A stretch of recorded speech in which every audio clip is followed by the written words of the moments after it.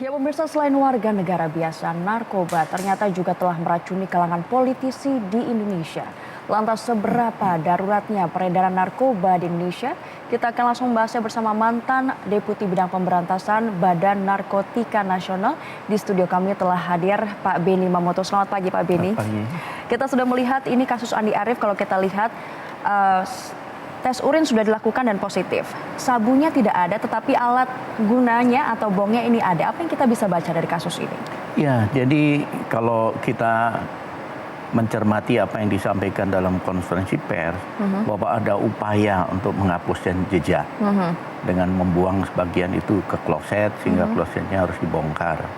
Ini tentunya yang bersangkutan menyadari sudah melakukan pelanggaran. Tapi bagaimana caranya supaya polisi atau penyidik tidak bisa membuktikan bahwa dia menggunakan narkoba. Tapi dia lupa bahwa dengan tes urin itu dengan mudah kita mendeteksi seseorang itu mengonsumsi narkoba atau tidak. Itulah Yang mengapa bersangkutan dia menolak kan, menolak dia tes menolak urin sebelumnya. dia. Dan dia tahu bahwa kalau itu dites pasti positif. Lalu ada upaya, berarti di dalamnya ada upaya untuk menghilangkan barang bukti tadi. Apakah ini bisa menjadi faktor pemberat nantinya? Ya tentunya dalam kasus ini ketika dia ingin menghapus jejak, ini tentunya akan diikuti juga bagaimana dia menghapus jejak asal dari barang itu. Ini juga harus kita cermati. Karena kita akan, tentunya penyidik akan mengevaluasi sebatas dia pakai sendiri, atau dia juga mendistribusikan, atau dia pakai bersama-sama orang lain.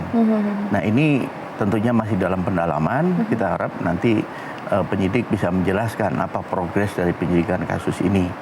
Setelah ini biasanya apa yang akan dilakukan? Karena barang bukti ada 8 barang bukti yang sudah dilakukan, tes urin sudah dilakukan, what's next Pak? Ya, tentunya penyidik akan lihat CCTV, adakah orang keluar masuk di kamar dia dan sebagainya, security dan sebagainya. Karena kami pengalaman ketika kami menangkap seorang kolonel di Semarang. Sama di hotel.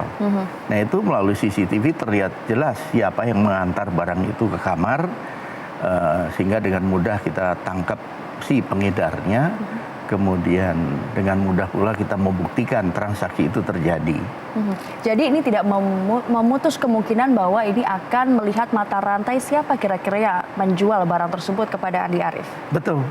Satu penyidikan tidak berhenti pada penangkapan katakanlah si pemakai, tapi juga justru si pemasok dan mata rantainya sampai dengan bos besarnya itu yang harus diungkap. Kalau tidak dia akan memasarkan ke orang lain. Nah, ada yang mengusulkan, mengatakan bahwa Andi Arief ini seharusnya langsung direhab. Tapi prosedurnya seperti apa sehingga dia bisa diputuskan untuk direhab? Ya, jadi seperti yang kami lakukan selama kami bertugas dulu, ketika menangkap seseorang, kemudian diperoleh barang bukti, seperti tadi alat yang digunakan untuk mengonsumsi, narkobanya itu ada batasan tertentu, di mana narkobanya itu di bawah pemakaian sehari untuk satu orang. Ini diatur di surat edaran Mahkamah Agung. Tes urin positif, dia masuk kategori pemakai. Nah, oleh sebab itu, penyidik ketika mendapati seperti ini, maka yang perlu dicek adalah satu tes urin. Kemudian kedua, dia tersambung dengan sindikat nggak sebagai pengedar. Kemudian kita lihat catatannya dan sebagainya. Kemudian nanti dia akan diasesmen dulu oleh tim ahli hukum, dokter, psikolog, psikiater. Dia akan memeriksa, menginterview untuk mengevaluasi dari aspek hukum. Oh, dia yang pemakai. Kemudian dari asal-usul narkoba, jenis narkoba, riwayat menggunakan narkoba, sejak kapan pakai, faktor yang mendukung sampai dia kena, ini semua dievaluasi. Karena nantinya bahan asesmen ini tidak hanya berupa rekomendasi rehab, tidak rehab jalan, tetapi juga nanti ada rekomendasi lain ketika bicara faktor penyebab. Misalkan seseorang anak kena, kami banyak mengungkap itu. Ternyata apa? Faktor orang tuanya. Kurang perhatian, tidak ada kehangatan di rumah, kemudian juga mungkin faktor pergaulan, mungkin dia dijebak, mungkin dia dipaksa.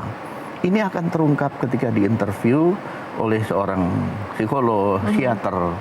Nah, diharapkan rekomendasi satu untuk tindakan hukum, yang ini untuk bagaimana ketika nanti dia menjalani rehab. Ini ada solusi. Kami banyak menyelesaikan masalah itu dengan berangkat dari asesmen, kami langsung hubungi orang tuanya.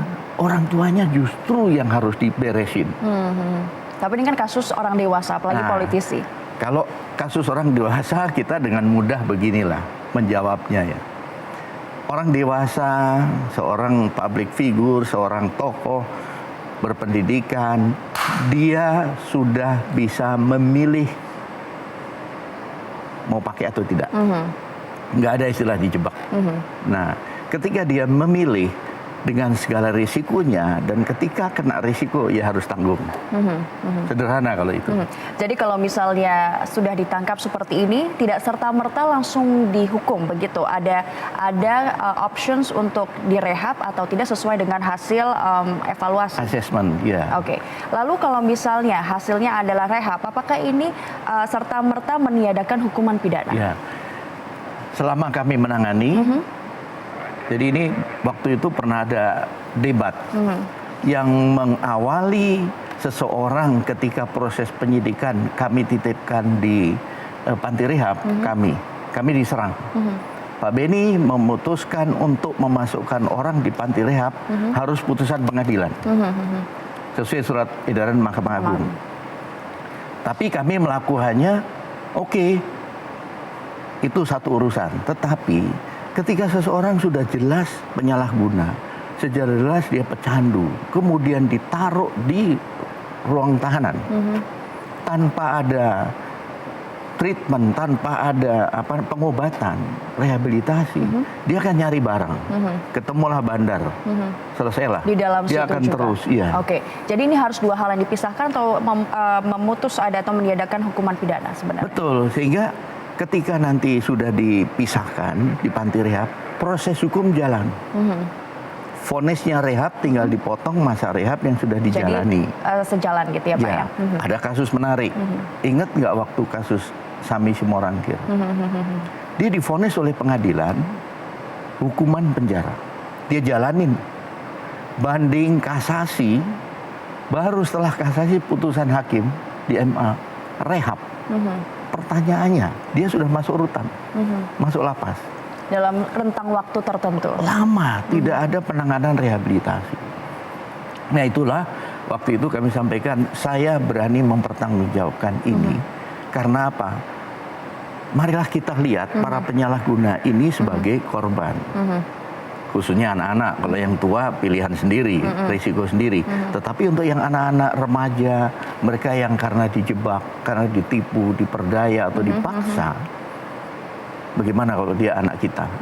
Itulah yang harus kita berikan satu penanganan supaya tidak ada ruang dia kena lagi di dalam penjara.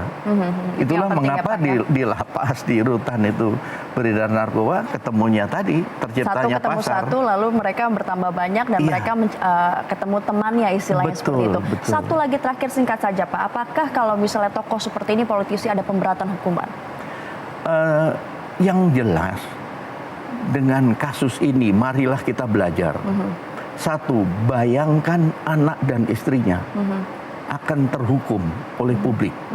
Anaknya bisa dibully. Apakah ini tidak hukuman penderitaan? Yang bersangkutan tentunya karier. Orang sudah tidak percaya lagi. Harus diingat, seorang pejabat, seorang tokoh, seorang public figure yang menggunakan narkoba sangat berbahaya. Karena orang yang menggunakan narkoba, dia akan diserang susunan syaraf pusat. Akhirnya cara berpikir nggak benar, cara bersikap, cara bertindak, cara menyampaikan ucapan nggak benar. Tidak terkontrol ya Pak? Tidak terkontrol. Inilah yang kemudian nanti bisa merugikan institusi, bisa merugikan masyarakat, bisa merugikan banyak pihak. Ya. Baik Pak Beni Mamoto, terima kasih banyak atas informasinya. Kita berharap juga pemberantasan narkoba itu terus dilakukan dan tidak pandang bulu. Terima kasih Pak.